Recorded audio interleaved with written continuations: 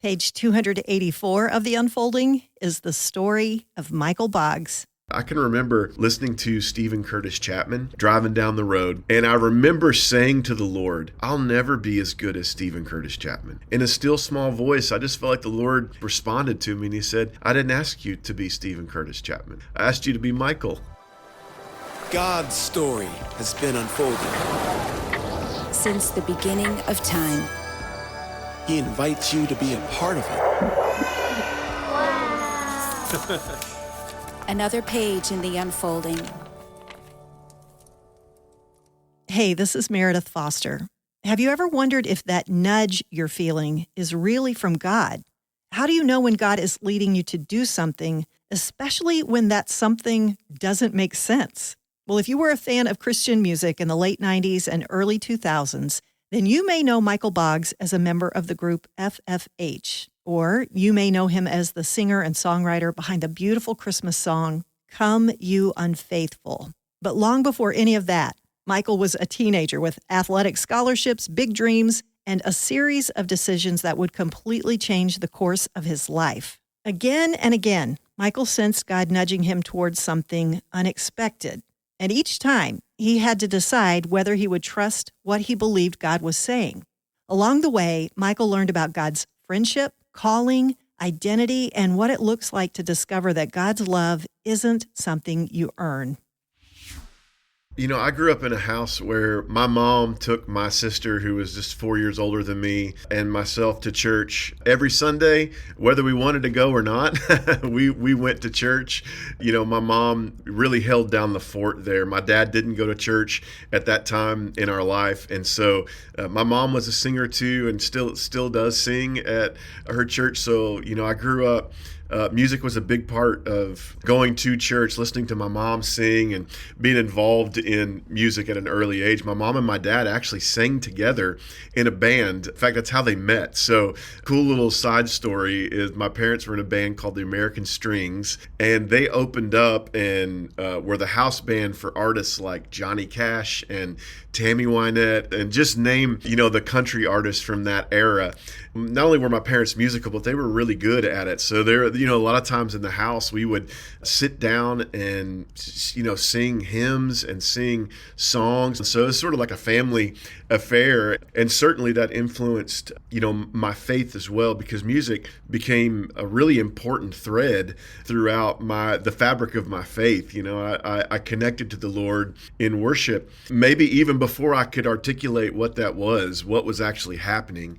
The church that I grew up in was a small country church, and oftentimes the singing, the worship would be so powerful that by the time it was over, it would be time to go home. There would be no sermon that day. Music played such an important part of that. But one of the pieces that was missing in that season of my life was, as I said, my dad didn't really go to church. And, you know, everything that I experienced from a faith standpoint, you know, was separate from him. And so somewhere, you know, around 10 or 11 years old, my mom, my sister, and I came back from a vacation to Branson, Missouri. By the way, we went to Branson 17 years in a row. It was like the vacation destination. It's because my mom is not great with directions, and she knew how to get there, so she would take my sister and I there on vacation every year. But we came home. My dad was working, so he wasn't able to come on this vacation. And when we got home, Mom and Dad walked outside and really were talking for a long time. My sister and I were unpacking our things. Finally, they came in and they called a family meeting, which was a big deal because we didn't have family meetings in our house. But my dad, who usually had no problem saying exactly what was on his mind, could not find the words to tell us that Mom and him were getting a divorce. I was probably too young to even understand what that was. My sister was older than me. I just remember looking over at her, and she had bowed her head and folded her hands, and she was praying immediately. And I just remember my dad packed a bag and left that day. How abrupt. Wow. Yeah, it was something that was, you know, again, I don't think I fully understood what was happening, but I knew that when I went to bed at night, Dad wasn't there. And that was odd. So before I'd go to bed each night, I would ask Mom, is Dad coming home tomorrow? And she would say no. And, I did that for a couple of nights in a row. Finally, I asked her, it was probably the fourth or fifth night. And she said, he's coming home tomorrow morning. He said he wants to talk to us. And so I got up at 5 o'clock that morning and sat in the living room and waited on him to get back. I remember he came in through the side door of our little ranch house in Berry Hill, Oklahoma. And at the same time, my pastor and his wife came in through the front door. And I didn't even know my dad knew our pastor and his wife, but he had invited them there. We met in the middle of our living room floor. I remember my dad, who had a really strong country accent. He looked at the pastor and he said, "Preacher, I've been a sinner boy, and you can't have a good family when you've been a sinner boy." And my dad knelt down the middle of our living room floor on brown shag carpet and gave his life to Jesus. And, he wasn't perfect. Our family wasn't perfect by any means. But my parents' marriage began healing that day. Our family began healing that day. And that next Sunday, for the first time that I ever remembered or ever knew of it, Dad went to church with us. And my dad also plays guitar and sings. And so eventually he became part of the worship team, which is really it was a big deal in our house because my dad's life really did start to change. When that happened, I began to take my faith a lot more seriously. Not that I wasn't necessarily taking it seriously before, but Dad, he sort of was able to bold and underline, some parts of my faith that were really necessary and helpful at that time of my life. And then the music combined with that, I can look back now and see how God was orchestrating this plan, even in my, young teenage years, how God was sort of orchestrating and weaving music into my faith and the tragedy that occurs in, a family split, but then the healing that comes back. There was all of this stuff that was ruminating in my heart that he was going to use to help me write and sing and lead and pastor in a way that I probably couldn't have without that. What a powerful experience for you to see somebody radically changed that close up at that impressionable age. Yeah, I loved my dad, and I looked up to him. I wanted to be like him, I think a lot of young boys have that feeling about their father. And so when he became a believer, it felt like, okay, all the puzzle pieces, I couldn't articulate this, but all the puzzle pieces had clicked now.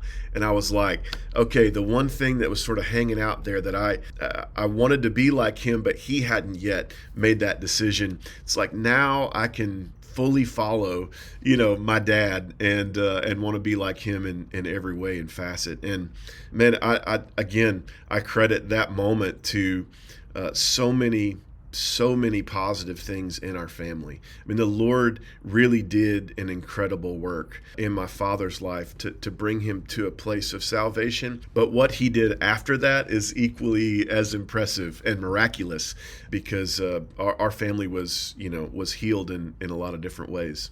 And the cool thing about seeing it happen is that now you have faith for anybody you encounter for the rest of your life because you've seen it and you already know the kind of radical transformation that can have. So raises your faith and expectation about what God can do. Absolutely. I tell people all the time, I believe in miracles.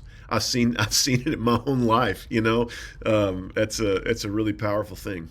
As you transition into high school, become a teenager, what happens in your faith then? And what did you think about your future? Did you have an idea of, I don't know, sometimes people say they felt called or they have a drawing towards something. What were your thoughts? Yeah, that's a great question. In high school, especially junior high and high school, I was an athlete and I loved sports and I excelled at sports. And so I had an opportunity to go play in college on scholarship, play football and baseball. Oh my goodness, that's amazing. Yeah, it was a really a fun time for me because some things you work toward or dream about. I remember being a baseball player in summer league in high school and having major league scouts in the stands. Taking notes on some of the things that I was doing. I have letters from some of those organizations too, which is really fun to look back on and tell my 9-year-old boy how great Dad was once upon a time. But my faith, I really struggled in my faith, and I tell people all the time that it was definitely a crooked path. Even though, my family was in a different place, in a better place, I really struggled with wanting to be liked and having to reconcile that with my faith. Not everybody followed Jesus. In fact, very few people that I knew at my school, people that I were around all the time, were Christians. And so I struggled to figure out who I was. And I knew I was good at sports. And so, looking back on it, I can see how that was probably part of my identity in a bad way. Sports was it's sort of what I attached my value and worth to. And I still went to church all the time, and I still was a participant in worship and in some ways even helping lead. But internally, I was really struggling on what it looked like to follow Jesus. And so I signed a letter of intent to go play football and baseball in college, which my whole life I had wanted to do. And I also interned at a church as a youth pastor the summer before my freshman year of college. So I'm working out, I'm doing basically 2-a-days during the summer and also working at this church. At some point in the internship, my best friend's brother, who was going into the ministry, just asked me a really simple question, and it really changed the trajectory of what would happen next. He said, "Hey, have you thought about what you want to do with your life, after college?" And I said, I have been thinking about that recently, and I kind of feel like the Lord's calling me into ministry. I don't really know what that means, and the only ministry that I knew of at that time was to be a pastor. And so I said, maybe He's calling me to be a pastor, but I do sense He's calling me into ministry. And he said, "Well, if He's calling you into ministry, don't you think you ought to go to a Bible college and learn more about Him and learn theology?" The thought had never crossed my mind. It had never occurred to me. But that was July of the year right before my freshman year. I would go to school in August. And at that point, I made the decision, much to the disappointment of my parents, that I was going to give up my scholarship and go to a small Bible college in Moore, Oklahoma, that didn't have a football team, and their baseball team was 11-60. We were terrible. In all shapes and forms, we were terrible. And that decision was costly. My dad was really upset with me. In fact, I think there was probably about a 6-week time period where he and I didn't talk. He thought I was making a mistake. And, I think the saving grace in that is my parents had always taught me, especially in junior high school, to listen for the Lord's voice and listen when He speaks and obey. When He speaks, do, even if it's hard, even if it costs you something, do your best to follow what God's asking you to do. And I sensed that the Lord was calling me to this Bible college. Again, I couldn't see it then, but that's where I would really discover music and learn how to play and sing in front of people. Can I dig into that decision that you made just Yeah. a little bit? That's something for whatever you were, 18, just graduated high school. So an 18-year-old to have that kind of discernment, to walk away for something that's been your identity, that's huge. Do you remember how you came to that decision? Because you sure didn't have a conversation with your dad and he went, "Yeah, great idea." So do you remember how that came about? Yeah, there was a strong sense in my gut. I think that's the first thing. I don't know if you've ever had these moments where you just feel like, I can postpone this. I can pretend it's not there. But in my gut, I knew this is the right thing to do. And I remember, I played in an all-state football game the first week of August. This is like right before school started, college started. And in the newspaper, it had like little snapshots of each of us, little photos of each of us. And below it, it had where each person was going to school. In Oklahoma, where I grew up, where you go to school and where you go play football is a big deal. And so some of my friends, attending University of Oklahoma, attending University of Michigan, attending University of Oklahoma State. And then under my name, it said, considering going into ministry. And it was so not something that most people would stand up and applaud.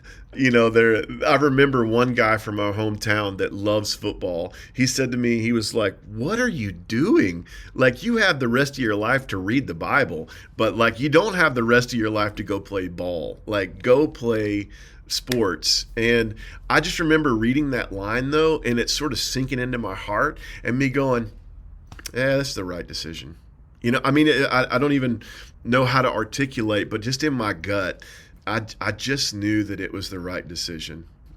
So you play that last football game, you go off to Bible college. What happened during those years? And was it a confirmation to you that ministry is what I'm really called to do? Yeah, I think I definitely started to realize, okay, the Lord is up to something. I probably didn't fully realize it then, but I was just, like the childhood story. I just like picking up the breadcrumbs, like following the trail as best as I could. And it's really where I picked up my guitar and started singing. I had done that a little bit at my home church, but everybody in our home church was super talented. And so I was a little bit maybe timid in those scenarios. I went to Bible college, and there was one of the guys, he walked in my dorm room on a Wednesday night and said, "Hey, I can't be at chapel tomorrow to lead. Can you do it?" And it was sort of like I was the last option for chapel music. And I knew 3 songs or 4 songs. And I said, "Is it okay if I do those songs?" And he said, "Absolutely." So it was my first, time to sort of lead by myself. And that would eventually lead to me being a chapel band leader and a worship leader at our college. I was a freshman.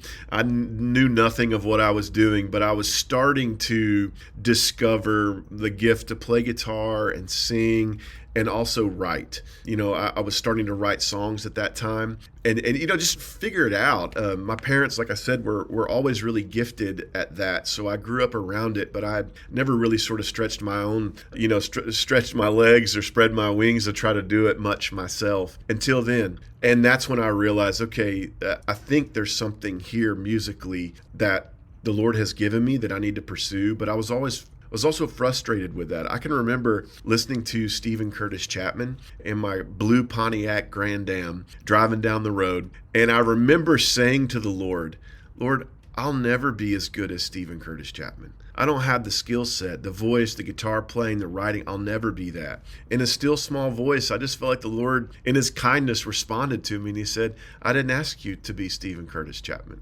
I asked you to be Michael." And, that was sort of a tipping point for me to kind of say, all right, I'm going to pursue whatever gifts I have at whatever level that they can be expressed. I want to try to do that to the best of my ability. And it wasn't long after that moment until I would meet FFH at a youth conference that I was actually recruiting kids to go to the college that I was attending. They were there doing a concert, and I had a life-changing conversation with them. That phrase you just said, whatever gifts I have, you're going to pursue that. How did you say it again? Do you remember? It's a great question. I wanted to express that at the highest level of my potential. Whatever the Lord gave me, I want to use that for His glory with everything that I have.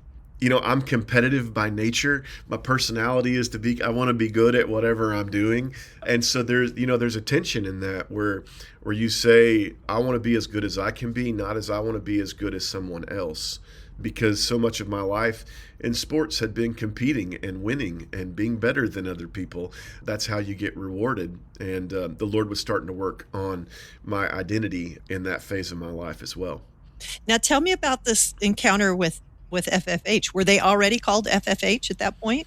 They were. They had not signed a record deal yet, but they were. One of the members had just left, and Jeremy's wife, Jennifer, had joined the band. And that had really changed the sound in a way that I think people were really starting to recognize the band at that point. The harmonies and things like that were interesting, and so they were getting attention from labels. At the same time, I meet them, and I'm basically leading worship and kind of doing some fun games and stuff for the kids that were attending this conference. And Jeremy, who is the lead singer of FFH, he comes up to me after that session and said, "Man, I want you to pray about how God's going to use you in our band."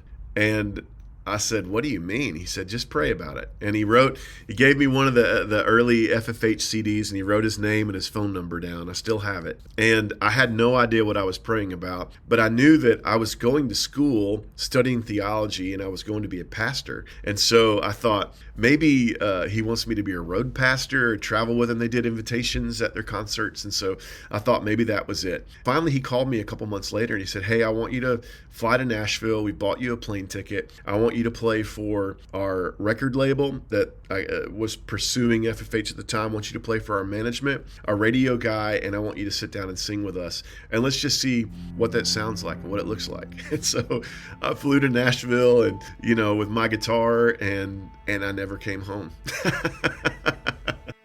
Michael thought he was headed into a career in music. What he didn't realize was that God was also teaching him who he was. Coming up, we'll talk about life on the road, the loneliness that came with it, and the lessons that would eventually transform the way Michael understood God's love and his own identity.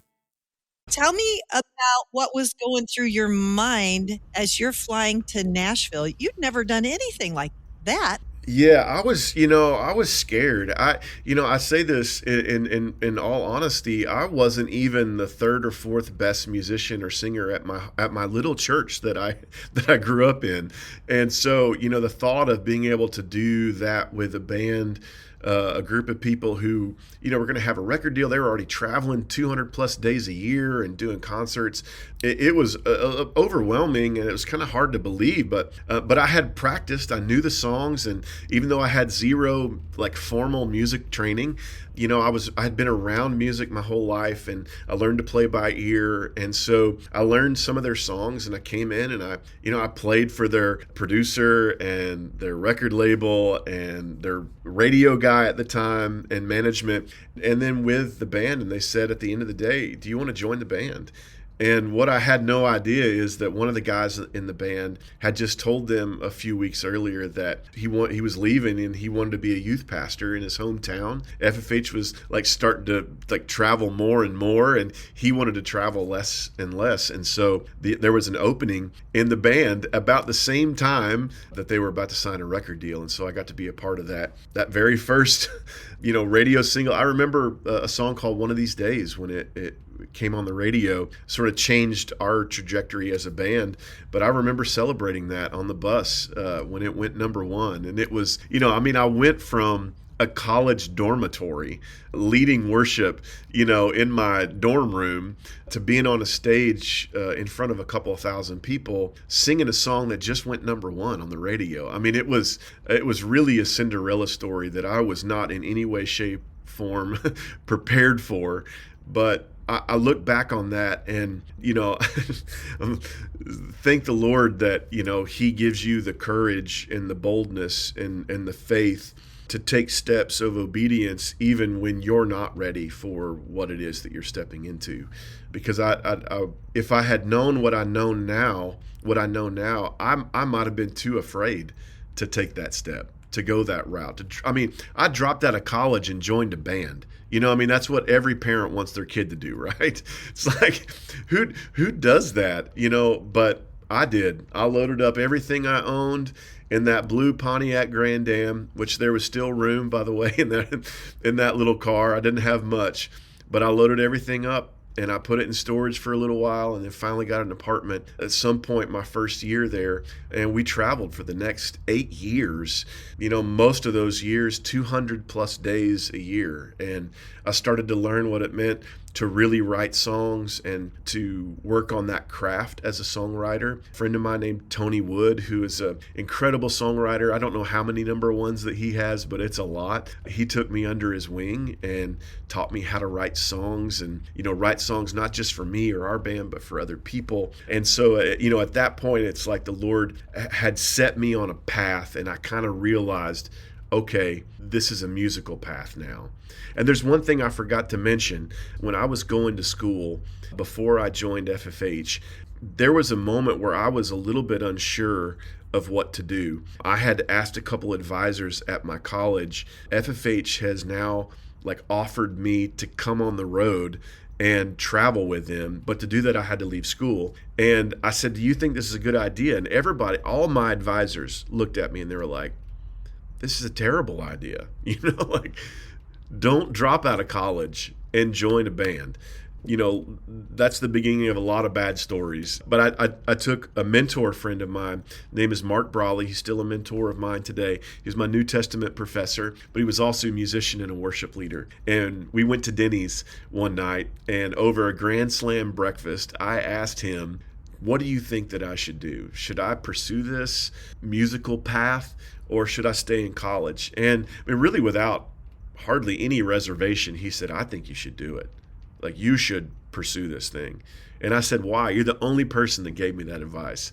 And he said, man, here's how I look at it. You're still going to write sermons, but they're going to be about 3.5 minutes long. And it's going to have a melody to it. And, looking back, that's probably one of the best pieces of advice that I've ever been given. It allowed me to see that the Lord can use me in ministry, and outside of just preaching or teaching, that songwriting can be something that the Lord uses to communicate his message to. I had never thought of it like that. I had never thought about, a pulpit being a 3.5 minute song that you're just singing from your heart.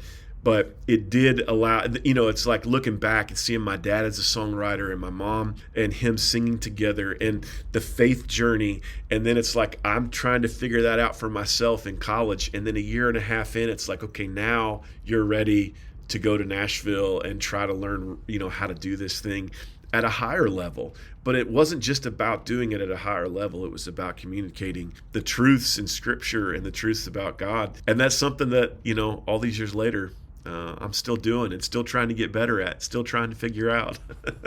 Thank God for the community of the body of Christ, right? To having people speak into your life like that mentor. I'm curious, when you made the decision not to pursue the athletic scholarship and to go to Bible college, you had a really strong gut for that one. In this decision, was that gut there? Yeah, the gut was there. And part of it was in order to, FFH had booked a flight for me in February, but I had to turn in my deposit for my spring semester in school in January. And so I had to make the decision I was going to sit out that semester before I ever knew what FFH was going to offer me, if they were going to offer me, or if they were going to hear me play and go, wow, you're terrible. We don't even want to go this route anymore. But in my gut, again, it wasn't based on my skill or ability or talent or, just this, confidence that I would go in there and wow them. It was a gut level feeling that I think this is what the Lord's asking me to do. And it doesn't make sense, and I don't even see how it can happen. I mean, just a few months earlier, I was praying, Lord, I'm not Stephen Curtis Chapman. I can't do the things that he does, but yet I'm on a plane to Nashville and trying to figure it out. So, it was a gut level feeling. When you were leading worship in Bible college and you kind of were stepping into that and even songwriting, did it light you up? Was it one of those things that was like, oh, I've discovered a passion for me? Yeah, I did. I was discovering that passion. It was in me. And I think, one thing looking back, it's like I was doing things that people weren't asking me to do. I was in my room at 1:00 in the morning writing a song. I was, in my dorm room sometimes trying to figure out how do I transition from this song to this song in the set. We didn't have a practice time. There was no teacher that was sort of teaching me how to do those things. I wanted to figure it out. And in the midst of that, it's like I'm chasing what I think is the Lord's path in my life. And also, I remember, this is kind of a strange analogy, but I remember leading worship, and there were moments where it felt like, where you're driving a car and the accelerator's about halfway down, and if you wanted to or needed to, you could push the accelerator further and the car would go faster. There was moments where when I was leading, where I felt like I'm halfway pushing on the accelerator right now. And I think there's more here, and there's more that I could learn. There's more that I could experience. There's more that God has for me. But it was that expectation, I think, that God was at work. And this was the beginning of something, not even the midway or the ending of something. It was the beginning of, again, the way that faith and music would sort of intermingle in my life. So you moved to Nashville, you're on the road 200 dates a year, 8 years you're doing this. Let's assume that there's some people who don't know anything about FFH. If you can just kind of talk a little bit about what those years were like. Well, it was so fun. As I said earlier, One of These Days comes out, and that was a song that really changed, a lot of things for us. It opened the doors, I should say, for us to be played on radio, to travel all the time, both domestically and internationally. We were on stages that we were, singing in front of sometimes 100,000 people at certain festivals. I mean, it was really an incredible time, and that would open up the door for a lot more songs to be played on the radio and for us to tour. And back in those days, we were touring. I remember our first major tour that we supported an artist. We were on the road with Point of Grace, and just learning from them. Of course, FFH was kind of like a four vocals that we all sang together. For him and Point of Grace were in that sort of that same category, I guess you could say, like a vocal group. And we just started traveling, and it was incredible. I mean, I was a kid in a candy store. Getting to travel the world. I was in my early 20s at that time, 19 when I started. But throughout the course of this, in my early 20s, seeing the whole world, playing music, getting to write songs, getting to see some of my heroes. I remember the side of stage at a festival watching Stephen Curtis Chapman play and thinking, man, Lord is so good. I don't deserve any of this, and He has made my path straight to get to this point. FFH was such a great season in my life. I look back on it and say, man, this is like all grace. It was something that I experienced where I go, and I just look back and I'm grateful for that season. Made so many relationships, built so many relationships, but also tried to get better at what I was doing in music and ministry. One thing that was really influential with FFH is, I'd mentioned this earlier a little bit, but we gave an invitation at every concert that we did. And when we give an invitation, we tried to follow up with the people who responded or got saved, and we would give these commitment cards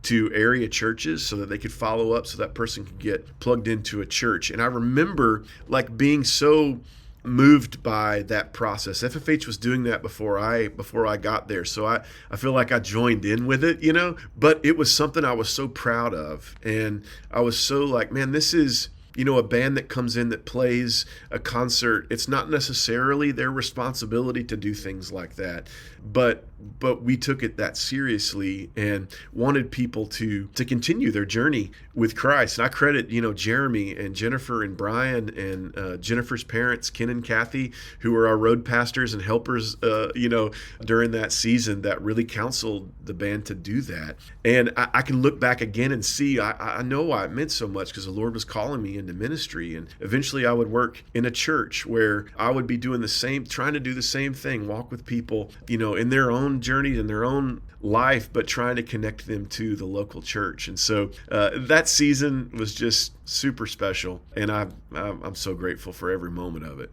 Those 8 years, what was that like? Obviously, you're developing your craft, and songwriting as a gift. Was your faith growing as well during that time? Because, living on the road it's just a totally different way of life. I can imagine. You're right. One of the ways that I grew, I just told this story last night. One of the ways that I grew is that season was really lonely. Especially the early parts of that. You're in a different city every day.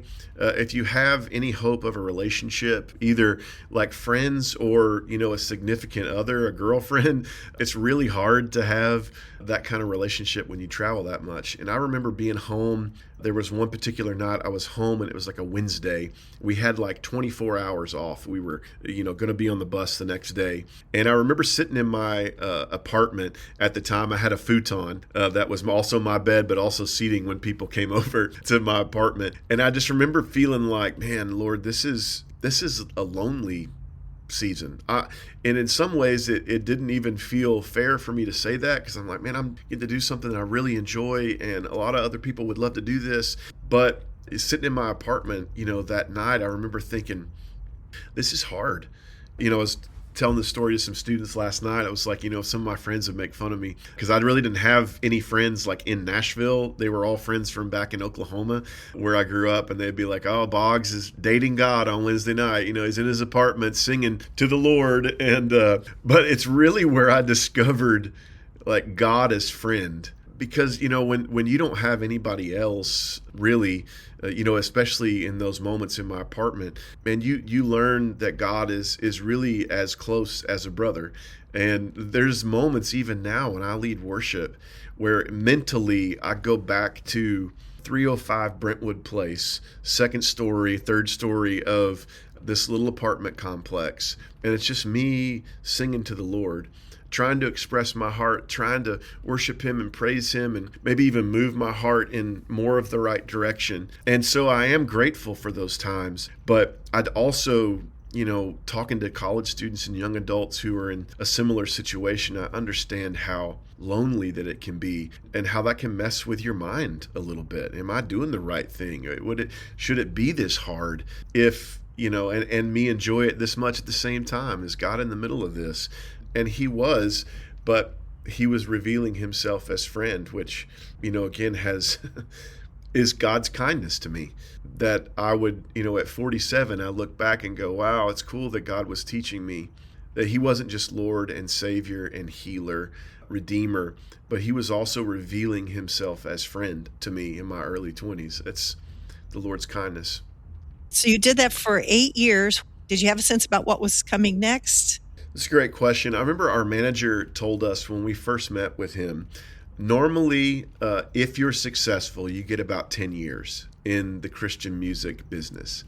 And he was right. We were at 8 years, and Jeremy had came to us and said, I'm sick. I don't know exactly what it is. Eventually, we found out he had been diagnosed with MS, and that would, radically change the trajectory of the band. He needed to undergo experimental chemotherapy. That meant he was going to have to be off the road. And so we all met and said, what do we do? And Jeremy and Jennifer just said, I think it's time we gotta pause. What's going on? I was 26 at the time, 27, newly married. I've been married for about 6 months, 8 months. And, the only thing I'd ever done besides music and ministry is mow lawns and skirt mobile homes. And I wasn't really good at either of those things. So I remember, though, talking to my wife, it's nothing like getting married and then, realizing you're going to be without a job. And I remember talking to her about, I think I may start a landscaping business. And this was me just trying to grasp at what is next. And she goes, there's nothing wrong with landscaping, and I'm sure you'd be great at it. But why don't you just continue to pursue ministry and continue to pursue music, and we'll figure out how to make ends meet. She had a job working at Belmont at the time. So that's what we did. I believe it was September was our last concert with FFH. And October was the first month that it's like, I don't have a paycheck. I don't have health insurance. You just start going down the list. But the Lord provided that month 10 opportunities for me to travel and to go share, music and the love of Jesus with 10 different congregations, and a couple of those were conferences. And he did the same thing in November, and he did the same thing in December. And I saw that, wow, maybe ministry, quote unquote ministry, didn't end with FFH. That was just a chapter in this book. And it really, again, opened up my eyes. I remember being in my office and singing an FFH song as a prayer. It's called Lord, Move or Move Me, which is the idea of Lord, move in this situation in such a miraculous way. I know it's you, or if I'm the problem, get me out of the way. And I was singing that as a prayer.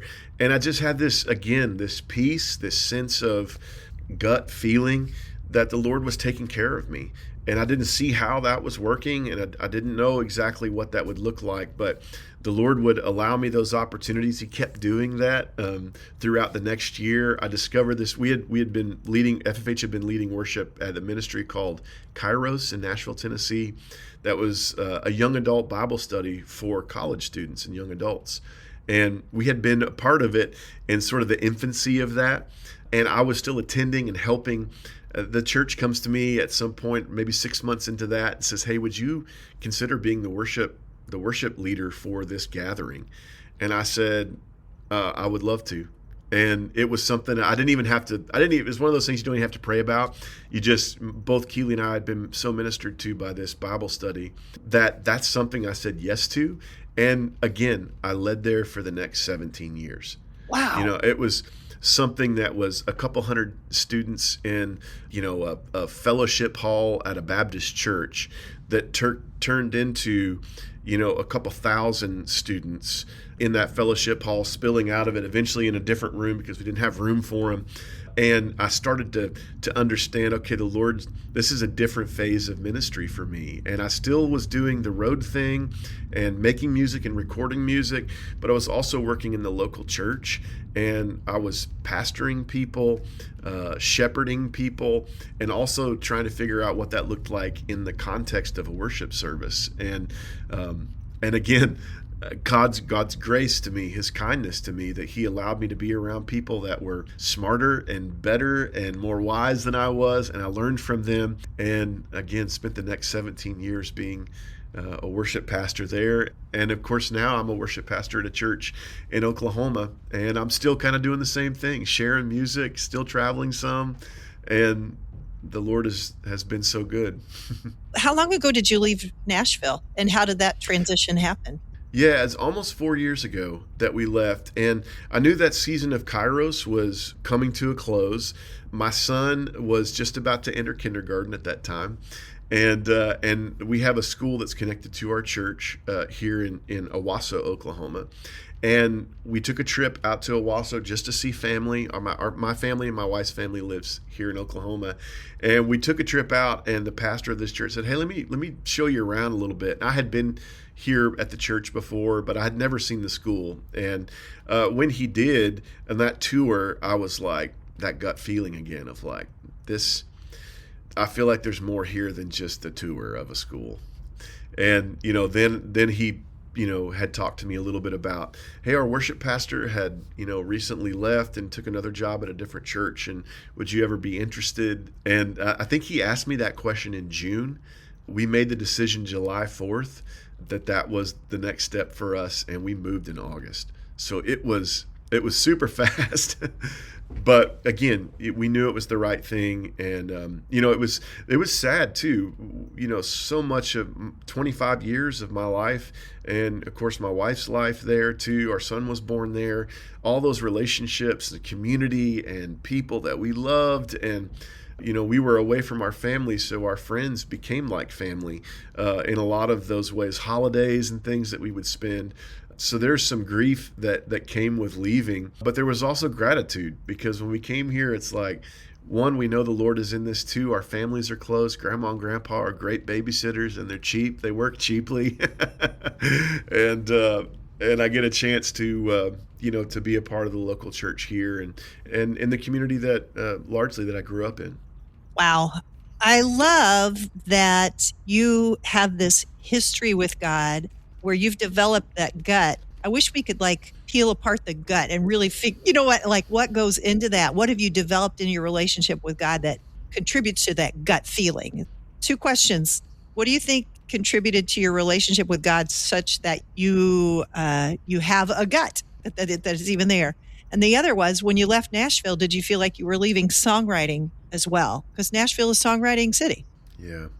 Great questions. I think first that what helped develop that gut was reading the scriptures. And it sounds so trite sometimes to give that kind of an answer, but I remember when my wife and I were dating, our first cell phone bill was $1,300. We thought we had nights and weekends free. We only had weekends.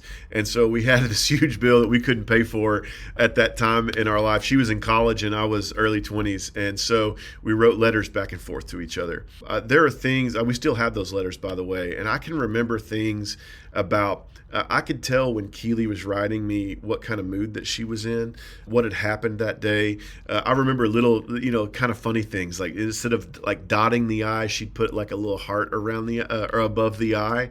There were moments that I would even memorize some things that she had written to. I wasn't trying to. They were just so meaningful that I committed them to memory. I think in the same way as believers, the Lord has given us the scripture, these letters for us to read. And if we really study them and get to know the language in those letters, he will reveal his heart to us. We can hear tone even in some of the writing. I think we get to know him better. And so in those gut feelings that I've had, I think it's related to me having, at least read the scriptures and the Lord revealing himself. I was in high school the first time I read the Bible all the way through. And the reason I started reading it was because I'd watched The Prince of Egypt, that particular movie. And I wanted to see what about the movie was real and like biblical and what was like Hollywood, sort of thing. But I kept reading through Exodus and just kept reading on, and the Lord really began to speak to me. And so, I think one of the ways that we hear God's voice the clearest is obviously through his word, and even maybe in addition to that, like just knowing this is what his voice sounds like. If he speaks something like, "This is my son whom I love, and in him I am well pleased," like we know that's something that God has said. So it makes sense that he would say it again. So I think that's what helped develop the gut. And the second question, leaving Nashville, I remember telling my wife this. I remember telling her that I don't know if I'd ever do music, like record and travel and all that kind of stuff. I don't know if I'd ever do that again. I was like, people don't leave Nashville to have more of a career in that side of ministry. And I think I'd made peace with that. I kind of looked back and was like, man, it's all been grace anyways. The Lord has been so kind to me. All of that I never deserved, but I was grateful for it. And I think I'd kind of made peace with that. And so when I came here, there was a few things that I had done traveling wise that I had already booked that I fulfilled. But then I was kind of like, I'm okay to let it go. And wrote a song for our Christmas program. It was sort of a Christmas worship service, and I needed a particular type of sort of a piano and a vocal song to sort of sit in the middle of the service, and something that made a statement right off the bat. The lyric needed to say something with some gravitas at the beginning. And so I wrote this song called "Come You Unfaithful" with a friend of mine. And it was, basically the idea of like, everybody that doesn't think you should be here, you should go ahead and come on forward, because that's who Jesus wants to see. That's who Jesus wants to save. And little did I know that little song and a little demo that I did right here in this office, would eventually make it out. I would eventually record it properly. Ryan Springer, who is at WBGL, heard the song on social media and said, "Do you care if I just play this and see what happens?" And again, the kindness of the Lord through friends and people who, have just joined me in the journey. He plays it and people respond to it, and it's helpful to them. That turned into, hey, what if we took this to radio and let other people hear it and see what they think? And it went top 5 on radio. And again, I'm thinking my music career has wound down, it's over. And the next year, it's like I get to re-record that song with Amy Grant. And it's like, what? Amy Grant? In what universe does this happen? In what universe does this happen? And again, the Lord just showing up and showing me, like, I'm not done with any part of your life. And I've sat back and kind of said, okay, well, I don't know what the next step is. I don't know what you want to do with any of this. And if that was it, great. If there's more to come, then awesome. But, it has opened up the doors for me to share more music and record more music. So I'm figuring out what that looks like, to be in Oklahoma and fly back and forth to Nashville and record music and release it and see what the Lord does with it. It occurs to me as you're describing that, like holding it all so loosely, that if you ever attached your identity to music the way that you previously attached it to sports or athleticism, that's certainly not got a hold on you. You're not speaking about this as a person whose identity is attached to music and success, past, present, or future. That's a really big deal. How did you get there? Well, you said it. I mean, identity is a big thing. I feel like one of the first things that God, sort of downloaded to me in my 20s is, one, I love you without you having done anything. Brendan Manning says God loves us as we are, not as we should be, because none of us are as we should be, but he loves us too much to let us stay that way. And so this idea of God's love is something that we don't have to earn was absolutely groundbreaking to me. It was revolutionary. I understood love that you had to earn. I could comprehend that. I ran a football, and scored a touchdown. People cheered. That made sense to me. But a God who loved me without me having done anything was really revolutionary in my mind. And so that led me to understand identity, and identity in relation to purpose. Identity is who I am, outside of what I do. So as a believer, we look at the baptism of Jesus as maybe one of the best examples of identity. Jesus is baptized, the voice comes from heaven, "This is my son whom I love, with him I am well pleased." Now, interesting, Jesus hadn't performed one miracle yet. He hadn't cast one demon out. He hadn't done anything that we would say, wow, God would be proud of that. And yet God declared to the world that he loved his son. And so as a son, I realize that my identity is based in the fact that I'm a son and the Father loves me. And my purpose then comes out of that identity. It's really easy in music, but I think in life in general, it's really easy to get those two backwards, where our purpose fuels our identity. What we do fuels who we are. And the problems always arise whenever you don't do what it is you do anymore, because it changes who you are, which is not God's design for us. So if we can get our identity in alignment with we are a son, we're a daughter, everything we do, we don't work for love, we work from love, from his love. And then that purpose, whatever it is we do, whether it's music, whether it's being a father and a husband, a teacher on a Sunday morning, whatever it may be, it flows out of the idea that I'm a son and I'm loved. And it sounds so simple saying it, but it took me a long time to learn that. And there are probably still moments that I'm learning it in different ways. But identity fuels purpose. And if we get that wrong, then, it can really be frustrating and we can feel like we're stuck easily. Yeah. So one of the things that strikes me is that you have a very positive understanding of who God is and the way he feels about you. Through studying the scriptures, you began to know his character and recognize his voice and those kinds of things. How would you describe the God that those scriptures revealed to you? It seems to me that you're convinced he loves you. Yeah, that's a great question. I think part of my struggle was always, looking back at it, it was performance-based love. Again, performance-based love says I can do something that could earn or keep God's love. One, realizing it's anti-biblical to believe that. Romans 5:8 says that God demonstrated his love for us in that while we were yet sinners, Christ died for us, which means before we ever had a chance to prove that we were worthy, that we were good enough, that we could get it all together and eventually earn God's love, he said, I love you anyway. And that made sense to me. Just because it made sense, though, it did go against what I had experienced and felt in my life. And I say that meaning, I mentioned this earlier, but it's like it's easy 1-to-1. I score a touchdown, people cheer. That, it's like that's how I'd experienced my life. And so letting go of that exchange, so to speak, of like, I remember struggling with like, God, I wrote a good song. And I feel like you're more proud of me because I wrote a good song than you were yesterday. And then again, comparing that or maybe layering that with God can't love me any more or any less than he did yesterday. That was something that was revolutionary to me.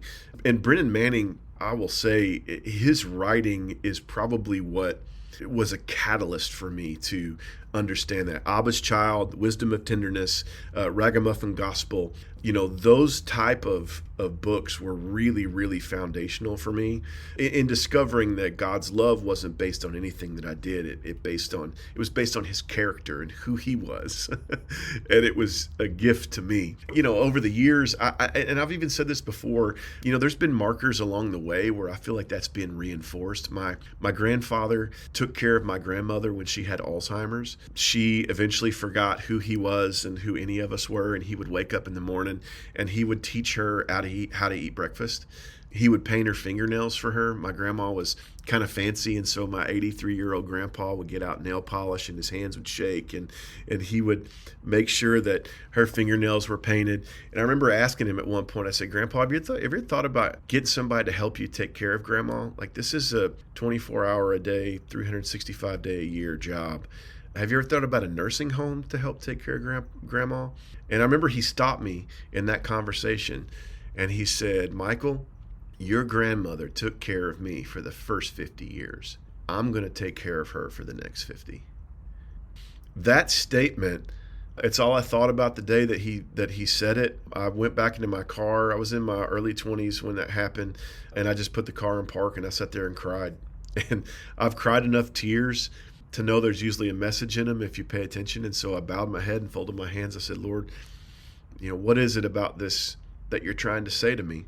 And I felt like in a still small voice, the Lord said, Michael, that's how I feel about you. You can't run far enough or fast enough to get outside of my love. In fact, there's nothing in all of creation that can separate you from the love that is in Christ Jesus.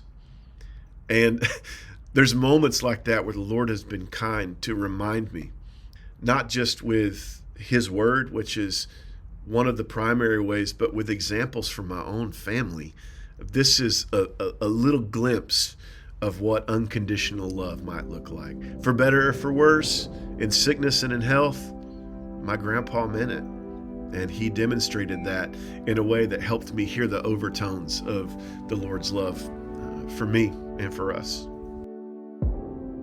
After hearing Michael's story, I think a lot of us might be wondering, how do I learn to recognize God's voice like that? What strikes me is that Michael didn't seem to have certainty about every step. He just simply kept saying yes to the next thing that he believed God was asking him to do. And maybe that's the challenge for us, not to have the entire roadmap, but to trust God enough to take the next step. I also appreciate Michael's reminder that who we are is not the same thing as what we do.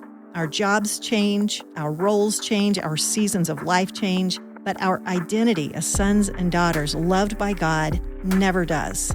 If you'd like to learn more about Michael, you'll find links to his website, YouTube channel, and social media in the show notes. And hang around to the very end of this episode to hear a bit of Michael's newest song. It's called Safe Valley of Shadows.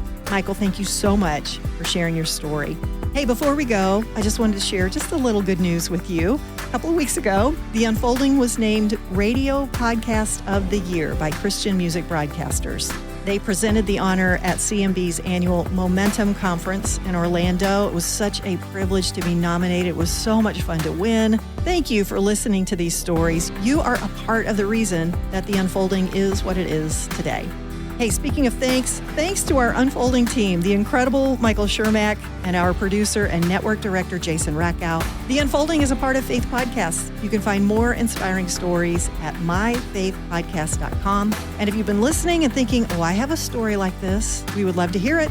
There's a link in the show notes where you can share your story with us. We'll be back next week with another page of The Unfolding.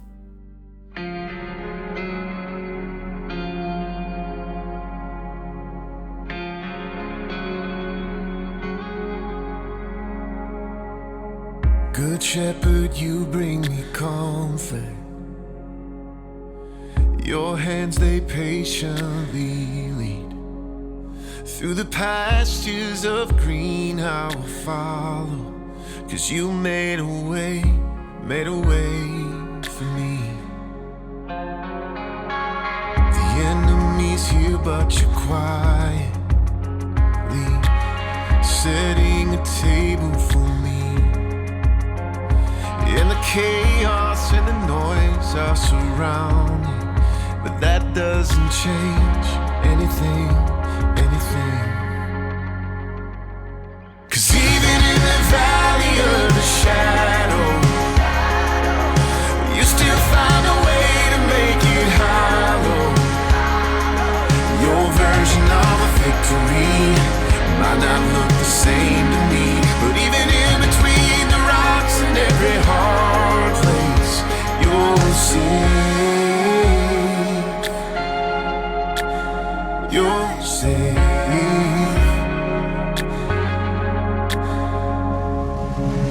I'm walking down by the parted. There should be waves, but it's still. And I don't need them to be parted to know that you can, and you do, and you will. 'Cause even in the valley of the shadow, you still find a way to make it hollow. Your version of a victory might not look the same to me, but even in between the rocks and every hard place, you're safe. You're safe. And I will dwell in the house of the Lord forever. Dwell in the house of the Lord for all my days. I'll dwell in the house of the Lord forever. Dwell in the house of the Lord for all my days. Even in the valley of the shadow, you still find a way to make it hollow. Your version of a victory might not look the same to me, but even in between the rocks and every hard place, you're safe. You're safe. I know your goodness and mercy will follow me all of my days. And my cup cannot hold all your blessings, 'cause I know you give more than I could ever take.